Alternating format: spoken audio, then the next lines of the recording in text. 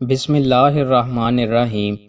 رسول اللہ صلی اللہ علیہ وآلہ وسلم نے ارشاد فرمایا، اس شخص کے لیے جنت کی بشارت ہے جس نے اپنی زبان پر قابو پا لیا ہو، اپنی غلطیوں پر اشک بہاتا ہو۔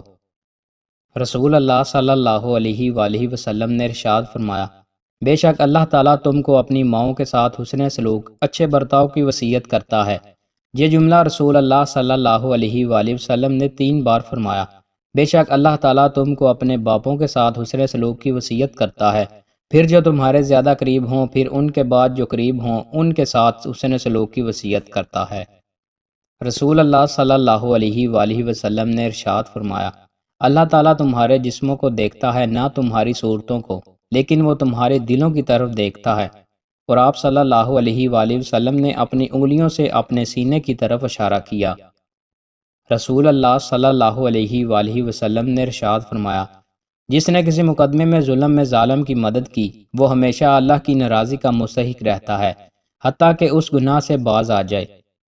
رسول اللہ صلی اللہ علیہ وآلہ وسلم نے ارشاد فرمایا، اے عبداللہ بن قیس، کیا میں تمہیں ایک کلمہ نہ بتا دوں جو جنت کے خزانوں میں سے ہے؟ میں نے عرض کیا، ضرور، ارشاد فرمائیں۔ فرمایا کہ لا حول ولا قوت الا باللہ۔ رسول اللہ صلی اللہ علیہ وآلہ وسلم نے ارشاد فرمایا، جمعہ کے دن اور جمعہ کی رات مجھ پر کثرت سے درود پڑھو، کیونکہ جس شخص نے مجھ پر 1 مرتبہ درود پڑھا، اللہ تعالیٰ اس پر 10 مرتبہ رحمت بھیجے گا۔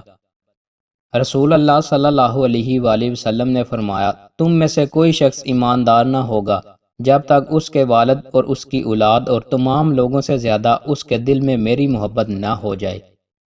دوستوں، مزید اچھی ویڈیوز کے لیے ہمارے چینل کو سبسکرائب لازمی کریں۔ بہت شکریہ۔